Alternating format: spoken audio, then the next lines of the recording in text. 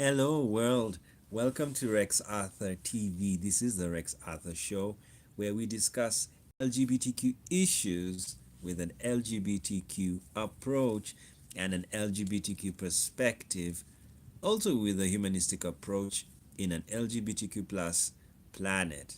And these days we've tried to change the format. I've decided to let go of holding the phone for a change.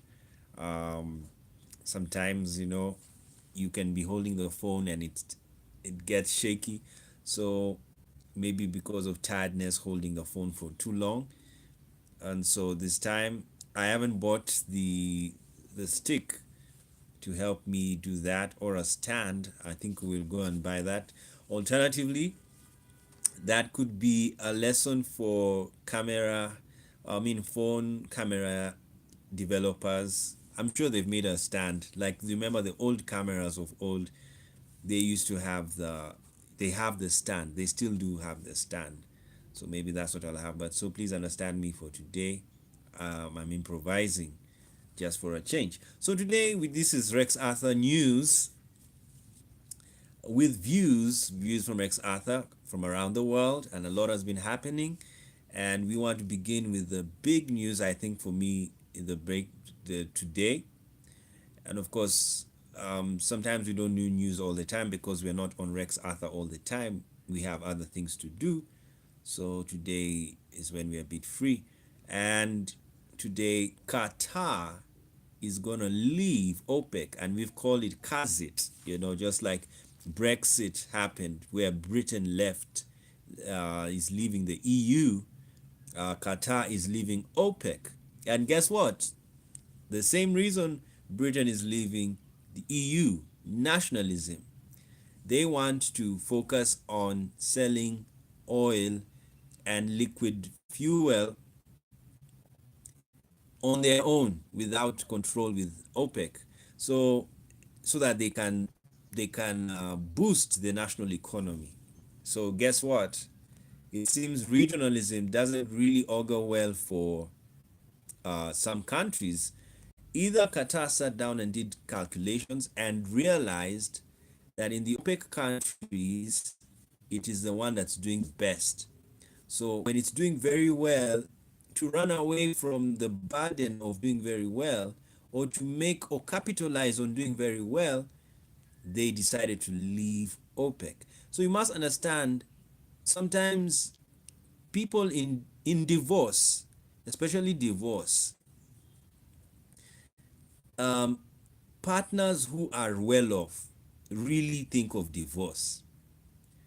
Partners who are not well off in the relationship do not even want to dream about it because they know what divorce means. It is going to affect their livelihood and how they're living. So people who are depending in a relationship, they're depending so much on another side or a partner to survive, would really not like divorce. And that's the same thing that happened in Europe.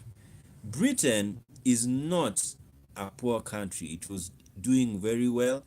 Very many European companies have offices in Britain.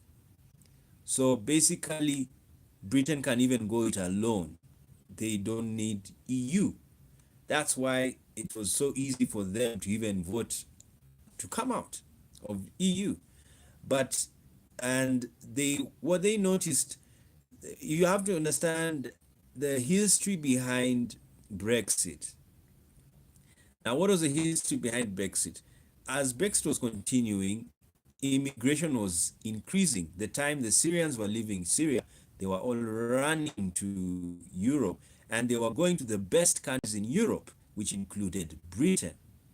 And in fact, Britain is very lucky, it's an island. So to get to Britain, not only do you have to cross the land, you have to also cross the waters to reach there. So basically, they really, I mean, Brexit is even, it's so serious, because you're an island. Why leave? At least if they were in Europe, they could complain about it.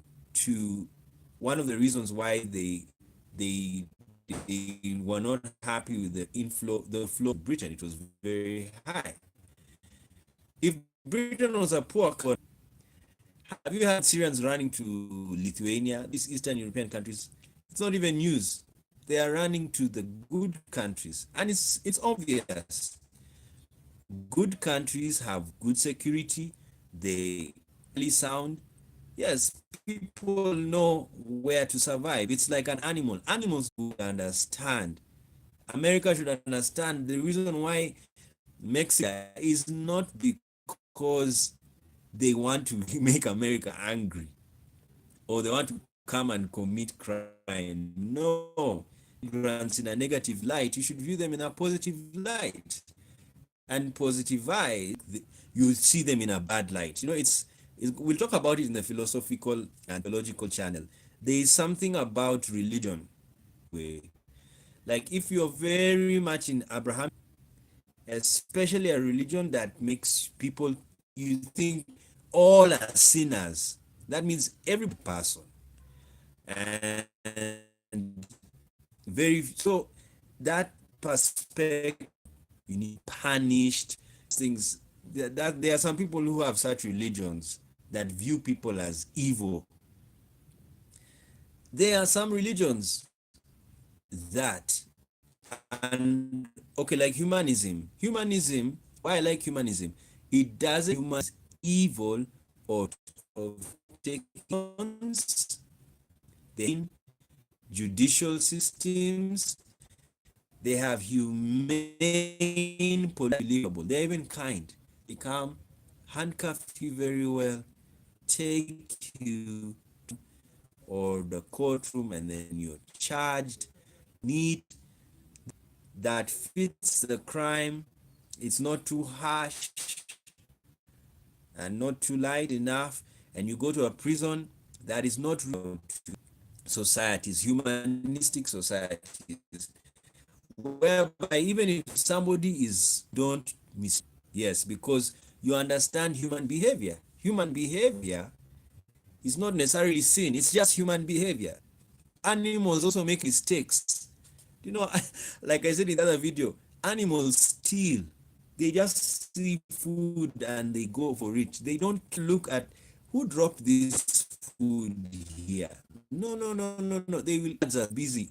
They eat the moment they are always looking, So that is the higher animals. What does that mean? If animals also make mistakes, humans are bound to make mistakes. That's why it depends which school of thought you belong to. That's the humanistic school of thought. It's not similar to the Christian school of thought or Muslim school of thought, whereby sin or mistake is punished brutally. And the reason why they, like Islam, they punish sin brutally so that if you, so that people don't repeat that crime again. When you go to Muslim countries, when it's time for prayer, they even leave the shops open. There is no threat of someone coming to steal from you.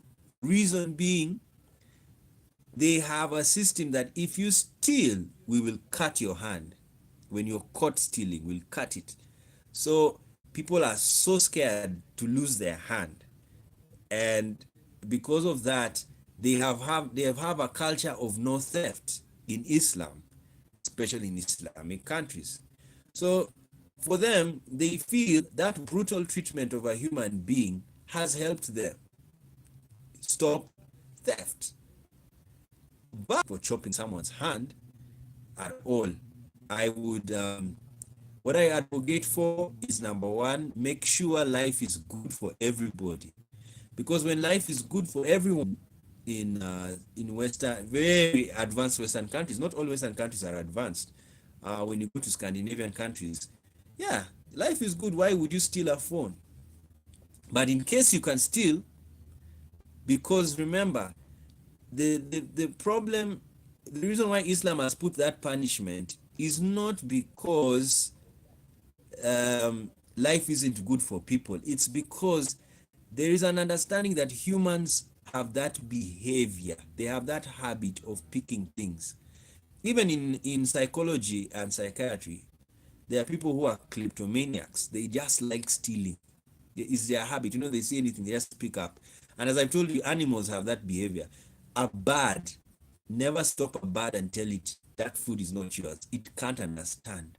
Because for a bird, anyway, it sees seeds, it will eat. It's all kleptomaniac enough to understand that if you take something that is there and it's quite big or even small, it belongs to someone, so don't take it. You see? So it's about culture. Now, as I've said, the humanistic approach to theft would be just propensity. Someone can take it. So what you do is so that, yes, later on, and Andrew Yang is the presidential candidate, and I support it because when you give people $1,000, $30 per day, and it's not money you've worked for, it's good. It's a rebate from the government. Now, why is it good? Because you are able to have surplus, able to cover up with that universal basic income. Actually, capitalism, because when you get money, it's capital. Yes, and from it could also be socialism for you to pay the bills, but in social welfare, the reason why it is only gives money to those who don't. Universal basic income. Yes, so basically that's the Islamic system. Some people like the Islamic system. It is very, even though it's brutal, man being. You understand why this person stole, because in religious systems they don't think that problem. That's how I would do it personally. I wouldn't chop a hand, of course. I mean, why am I? What right do I have? Did I give you that hand anyway? But and so Qatar is leaving OPEC because they have done their math and seen they will make more money when they're out of OPEC than they in OPEC.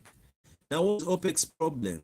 OPEC's problem is that all of them have oil, but they all sit down to have one price for that oil. Now, the problem of that is, as a country, you're not able to make, you're making, what do you call it? You can make losses because, like when the oil price goes down, it drastically affects your economy, especially like Qatar. If you're a very high, the highest exporter of that oil. Now, if the oil price goes down, it will lower your revenue from oil. So what do? You run away from a system that is killing your profits so that you can make more profits. That's what now Qatar is trying to do. And we wait to see what's going to do to OPEC. We are scared. Will it be the end of OPEC? Because even Nigeria might one day scream and say, you know what, we'll also leave OPEC. We don't need it. It's not helping us. And we have a lot of problems. So why don't we just sell oil? So there's this nationalism, this global nationalism wave is affecting a lot of economies. But ironic that when America has now decided to sign with Canada and Mexico, the NAFTA agreement, just this weekend, is so irony. It's like a seesaw of irony that America, that is so nationalistic, is signing. And even today, the other counter nationalism that happened, Trump has signed a truce with China. They're still in Argentina, and they've signed a truce, so there's no trade war between China and America. So, in short, today Trump has become a globalist, but as he has become a globalist, Qatar has become a nationalist, and OPEC might be at the verge of collapse, because if Qatar really has a big share in OPEC, the other OPEC countries may think to themselves, maybe we don't need OPEC after all. Maybe we need to sell oil just the way we are. And even the Khashoggi incident and all of that may make some countries not really want to trade with Saudi Arabia. And Saudi Arabia may even say, okay, enough with OPEC. So that's the end of OPEC. So are we seeing the end of OPEC? And if it's the end of OPEC, what does it mean for the world economy? So I leave those speculations to you, but it's a very interesting time in the economy of the world. Okay, let's go to the next news. This is the Matatu ban in Nairobi, Kenya, the capital city of Kenya. And the reason why we talk about Kenya, we live in Kenya, and we understand, we understand some bits of Kenya. You know, when you live in a place, I always tell people, wherever you go, always study the law of that country and study the history of that country and study everything of that country. Every country I've been in the world, there are not many. The countries I've been to, I always take time to know about it, the culture, and even countries I've never been to. Like I haven't been to America. Yes, I haven't been, but I know America because it's a very important country to know. It has very many important offices around the world. Even IBM is based in Nairobi, Kenya, and very many other Western companies, as well as Chinese companies. Now, the fact that Nairobi is like that, it is a city that is a very corporate city, it's a very capitalistic city, much as the rich people also lobby. So if you're a leader, you have to decide. We have been having a problem with transport. Now, Nairobi traffic jam is hell. Now, actually, if internet was very strong in Nigeria, either contacting us in your cars, and by the time the jam is over, you've done the meeting there. You can stay on the road for 3 hours. The philosophy of traffic jam. Traffic jam there. When I see traffic jam, I know money's. When everybody's headed somewhere to one direction, they can hold. And so even the server is cut out because in the world. And so New York, there's traffic jam. China, oh my God, China, don't even talk. But the good thing about China and New York is they solved the problem. So everybody, when there are problems, 90s, they used to talk about it. And I remember that's when I used to know New York has yellow taxis, because all the time, and you watch the movies, American movies, in the 90s, jam has been dealt with. So it's no longer reality. And movies are mostly based on reality. So what Nairobi is going through, cows to Matatus. Matatus are public service vehicles that people use to get into Nairobi. So they banned them so that's at home. But if there comes a time that jobs can be done at home, like let's say you're a doctor, you don't need to go and visit your patient because your patient just needs to call you video call. The nurse calls you video call and says, "Oh, doctor, how are you? I can see you. Yes, you're there. Yes, hello. Look at the patient. It looks blue today." And the doctor, this patient has this, so your hands, and we check your body. To go and stand, you have to be checked, and then they stand before the camera. Now, that's one home career. Now, home career shift. Now, remove doctors from the hospital. The other one, universities were on YouTube, would have somebody who has brought down the figures, brings out the figures and discusses them, analyzes them, and then decisions are made online. Teleconference decrease symptoms, and it's going to affect connected to Amazon or have its own application whereby it sells its things online. Application whereby it sells its things online, so that your shop is a mini warehouse instead of a retail shop. People don't need to come and pay rent as a warehouse. You're not paying it as a retail shop. And what happens is you only deliver the goods that have been ordered for online. rather than waiting for people. You know, I've seen the retailers, they're always like this, waiting for people to come. And they're waiting and waiting. Oh, it's lunchtime. Maybe that's why people, they're almost coming to buy stuff. So that's how it is. I know it's changed because people are using online apps. An online app is very nice because when you see the thing, and you can even, I mean, how technology is doing wonders.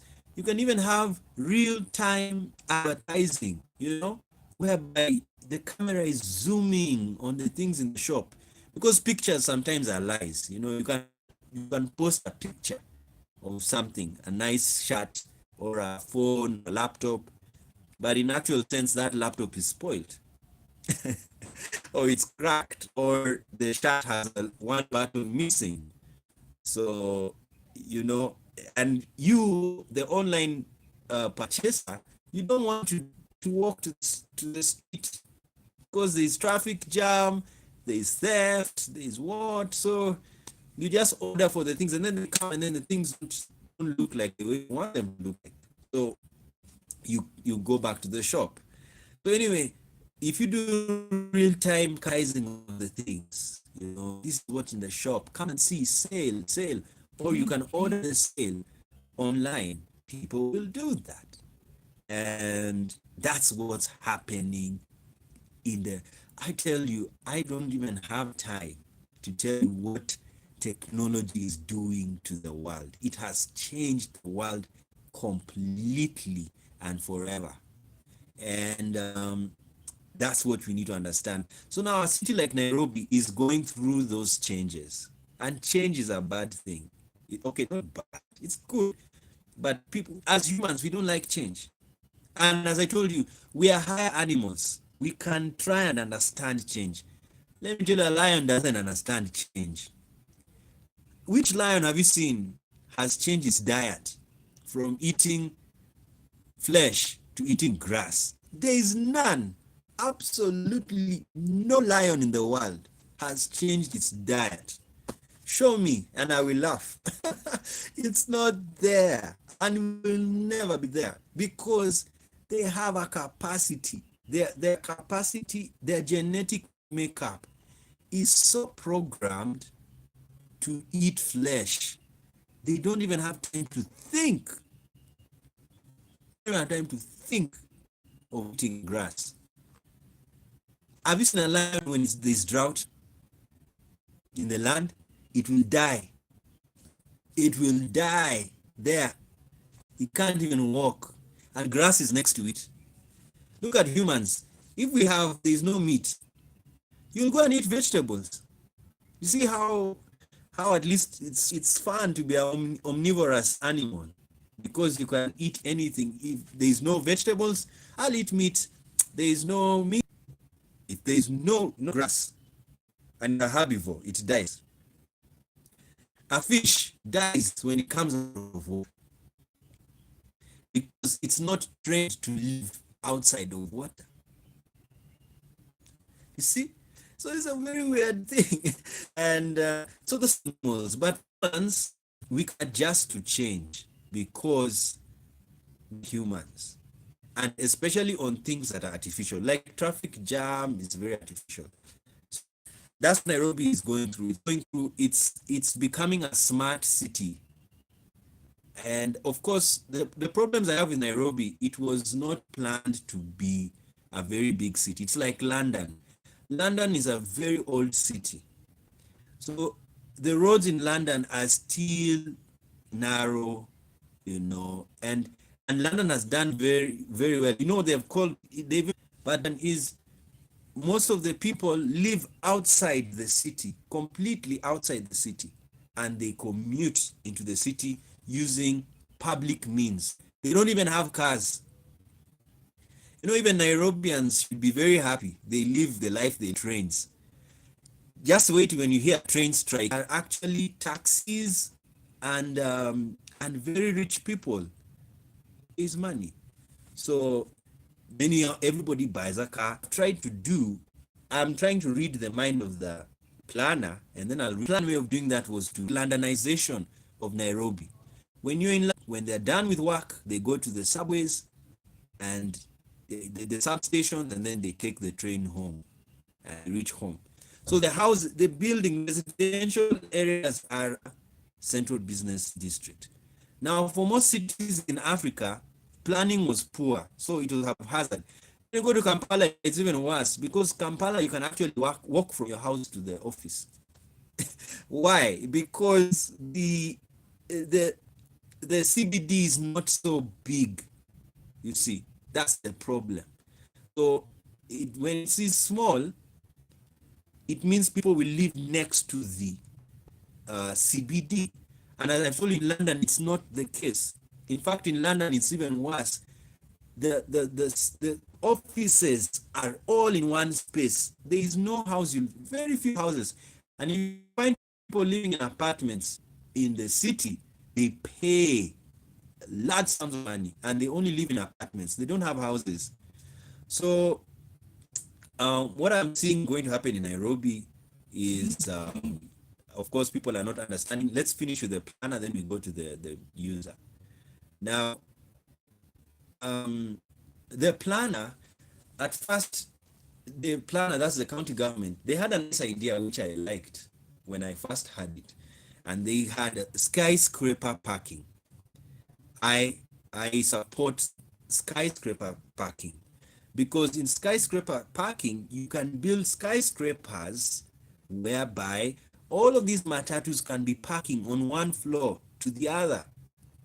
And then human beings will go to these skyscrapers to get the matatus home. And when a matatu is full, a matatu only leaves the skyscraper when it is full. When it's full, it leaves the skyscraper. Then another matatu now fills up with people. Then, so what does that mean? How many matatus will be on the street? Less than 10. Just look at how the traffic will be controlled. No need to ban them from the CBD. Just build for them skyscrapers whose job is only to host matatus. Because all you need is even 20 floors, 50, roughly 50 floors that can hold 100 or, yeah, roughly 100 matatus on per floor. Do you know how many matatus are those? That's 50 times 100. That's 5,000. Too many. Too many. But you have a tall skyscraper and it's a parking skyscraper. Then another thing Nairobi has is hawkers. They are selling to people on the street. Guess where the hawkers will be? In the skyscrapers.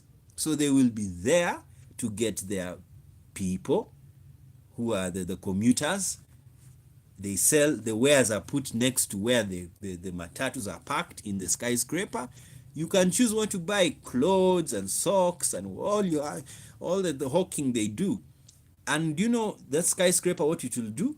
It hides those things. When hawkers are not in the skyscraper, matatus are in the skyscraper, where will you see them? You will only see them in a skyscraper. So in fact, you're giving hawkers a shop. Yeah, now they're inside a building. Everybody will go inside the skyscraper. Yeah. So I felt, when I first had that idea, the whole thing that hosting matatus and hawkers, and you've done it, is going to complain that I've lost my job because I'm not now in the central business district. None of them will complain because they'll be in the central business district but in a skyscraper. So that is my solution to the traffic problem in Nairobi. Now, the problem people are facing with the whole plan was, excuse me, they felt like it's going to affect how they do business. Like I told you, hawkers are counting losses because they now can't sell on the streets, and the matatus won't be in the street to get people because the matatus also get people from the street. And as I've already said, my solution of the skyscraper, if it was ever implemented, it would, these hawkers and matatus will not cry because they have space of their own. And it's a better parking lots. The they park them. The car just enter the building and they go over the ramp. It's very easy. That's why I know the economic, of course, people are taking the problem of democracy is the beauty of democracy. The problem of democracy is the beauty of democracy. And what is the is implementation of ideas takes time. But when it's implemented, it's the best idea that gets dictatorship. The problem of dictatorship is that a bad idea is implemented. Nobody can, and people complain that this idea is so wrong, but because you're in a dictatorship, and you see dictatorship, that's why, do you know the colonial cities have problems? Nairobi is a colonial city, Kampala is a colonial city, Lagos a colonial city. There are cities in Africa that are colonial. Addis Ababa is not a colonial city. So when you go to see, you see Addis Ababa, how they're developing, it's beautiful because they were not a colonial city. They were a city that, of course, the closest to being a colonial city was they were a monarchy, but they were independent. But a colonial city, colonial cities, they didn't have democracies. These were just colonialists who are representing their kingdoms. So because of that, there was no decision making by the locals. They just built things. We're putting a bank here. Oh, let's put a library. Well, let's put this here. That's how they built Nairobi. They built many of these colonies, the best cities in the world. None of them are ancient cities. New York City, even it's called New York. It was a New York. York is a town in England. And so the British people who went to America decided to have a city named after York, but they said it's going to be New York. New York City is the best city in the world. Cities that are there, but the modern cities have passed the ancient cities. Reason, when it's a new city, you have more ideas. You have learned from the mistakes of the old cities made, like Rome. Rome should have been the best city in the world, but it can't. The roads, so narrow. And you can't blame them. The Romans did not envisage a time that people are going to drive cars. It never hit their clever brains. Yes, Romans were clever, but they didn't really think that humans are going to make cars. Even today, with the inventions we have, we are still not good. Like as I told you, I don't need to get a plane to go where I just wake up. It was beyond their mental capacity. And not that they were dumb. No, everyone is clever. All humans are clever. It's just that to solve. That's why they couldn't solve it. Not for us. That's why we are one world. Even with the past, we are one with the weak. They tried. At least they were thinking. They were thinking of making life better. And now we have made it better based on their knowledge. And those who are coming after us will even make it better than we have done. That's so those who are born in the 60s or the 1950s till today, the 21st century is ours, and we are going to die. Majority of us are going to die in this century. So that's what you need to understand, from 1950 to 2050.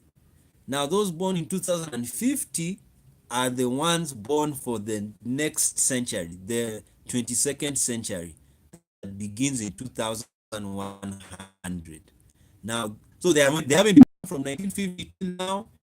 It's your moment. Build this world, and if by 2050, just know that if you've not done a lot in the century, then just relax and pass the baton, because the ones who were born in 2050 When they will become 18 years old, 20 years old, it will be 2070.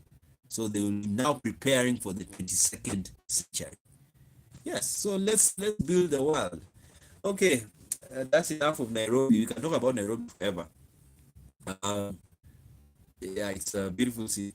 Now, let's finish with the last news item.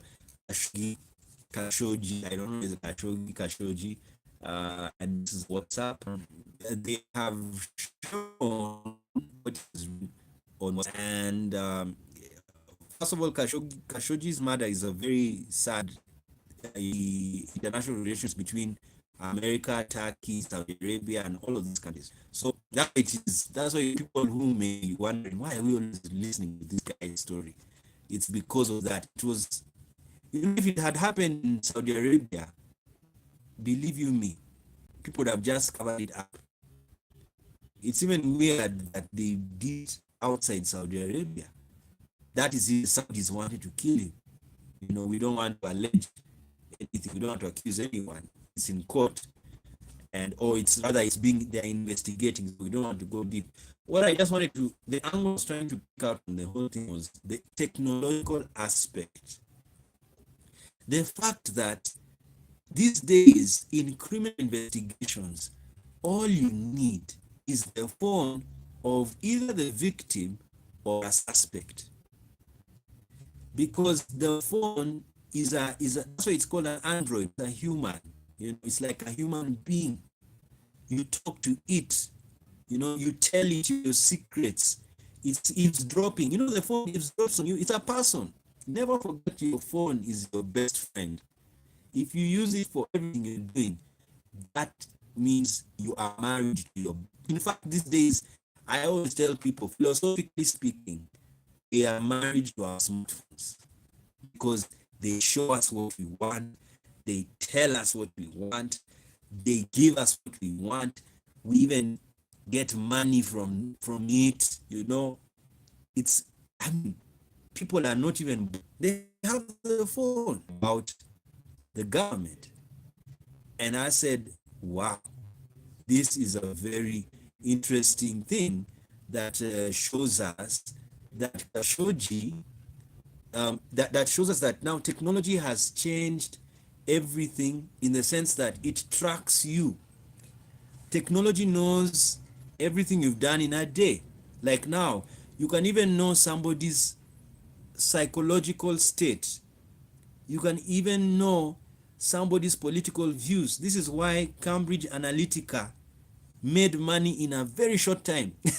You know, they've closed the company, but the money they made, thanks to technology, nobody will ever know. Reason? Everybody was revealing their political views on social media. Everybody knew what people believed and liked in social media.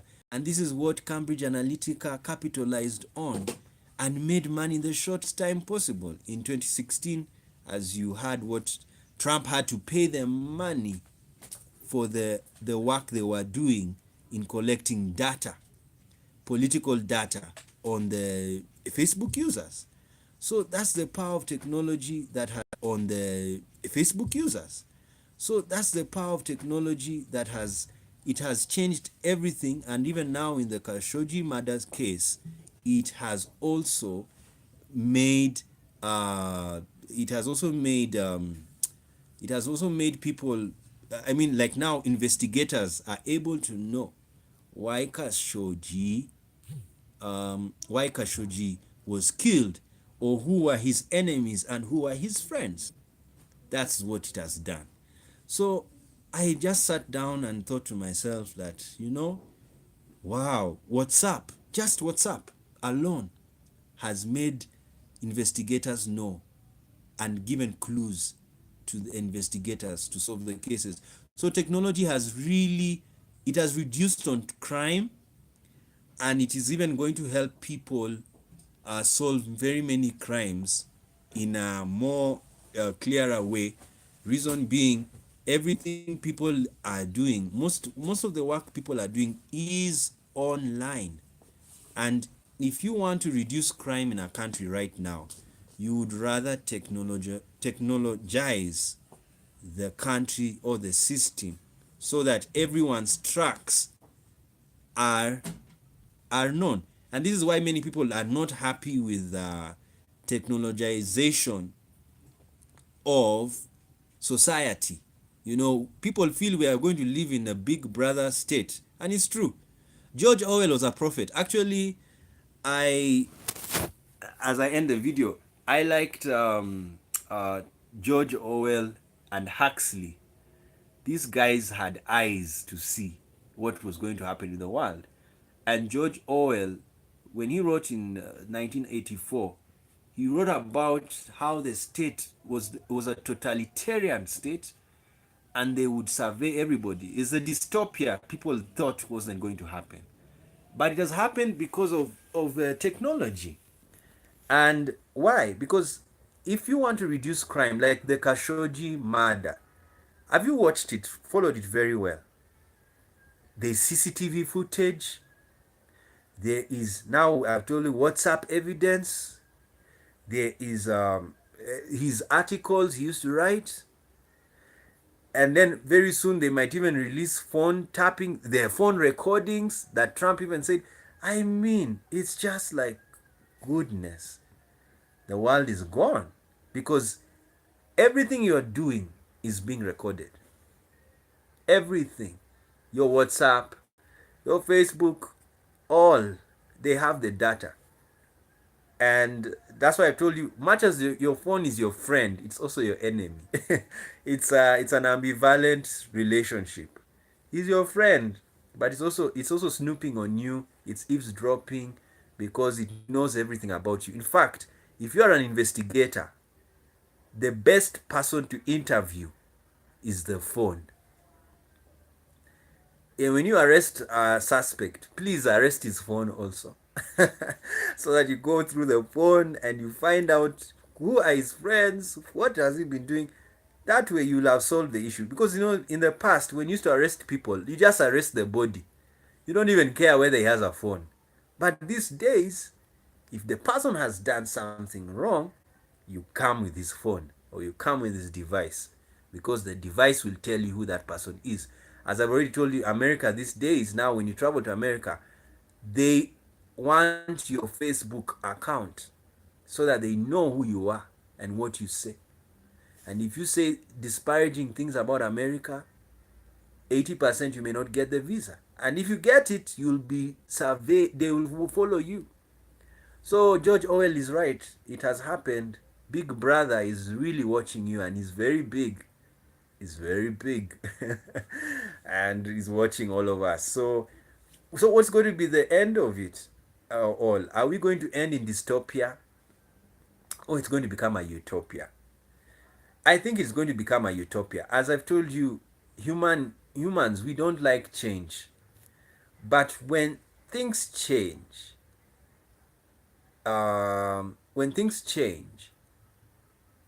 we at first complain.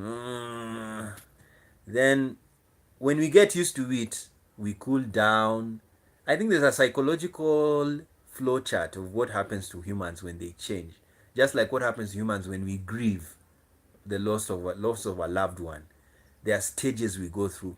So even when change happens in collectively, there are stages we go through. Then when we go through those stages, there's a stage where we can call it familiarity. Even habits. When you change your habits, like maybe waking up or sleeping, the first time it is really horror, because your body is not used to it. You have a biological clock.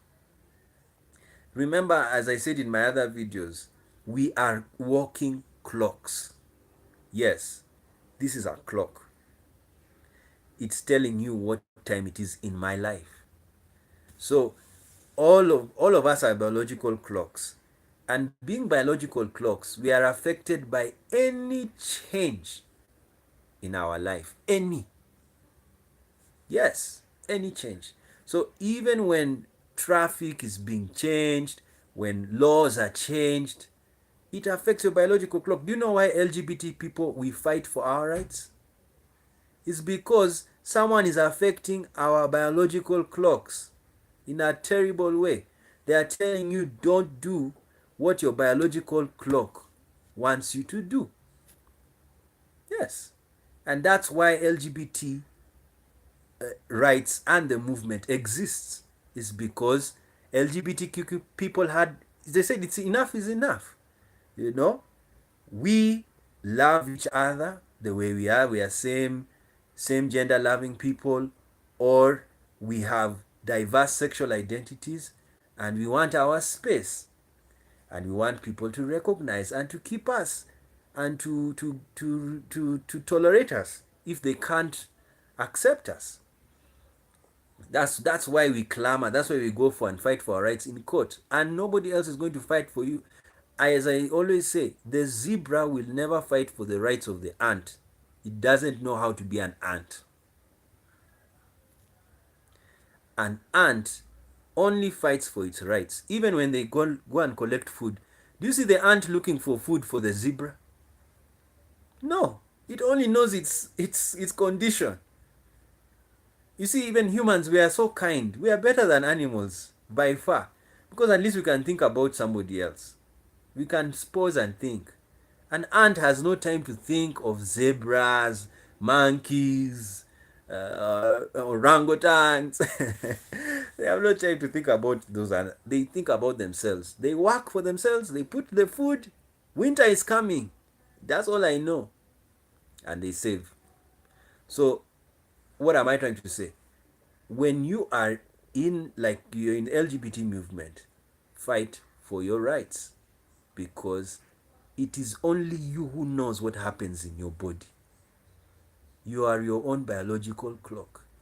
And it's very important. If somebody tells you you cannot have sex with the person you want to have sex with, you can even cry. Yes. It's that painful. That's why we fight for our rights. That's why we are online. That's why you see people putting rainbow flags. You see pride. Yes, let us do it, because that's who we are. You're not that. That's why you're even asking questions. When you find somebody complaining, he's not that. Yes. Even a cow will look at a snake and wonder, why is this thing, what is it looking for on the soil? And it doesn't know I'm eating from here. And study animals, you will understand you are a wise person.